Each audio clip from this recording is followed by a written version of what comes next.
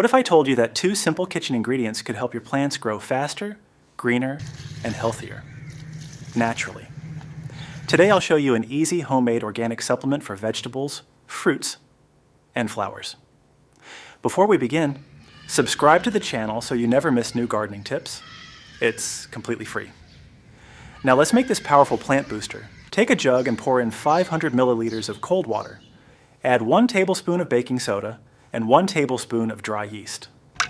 Mix everything well until fully dissolved. Yeast is packed with vitamin B, minerals, and natural nutrients that help plants grow stronger roots, greener leaves, and more flowers. It can also improve nitrogen and phosphorus activity in the soil, helping plants produce bigger harvests. Baking soda helps protect plants from fungal problems and root diseases, keeping your garden healthier naturally. Now dilute this mixture into 10 liters of water. Use this solution immediately after preparing it. Water your plants with it 2 or 3 times every month to support growth, improve resistance to heat, drought, and disease, and encourage healthier fruits and flowers. Friends, if you found this tip useful, share this video with your gardening friends, and don't forget to like and subscribe. Thank you for watching.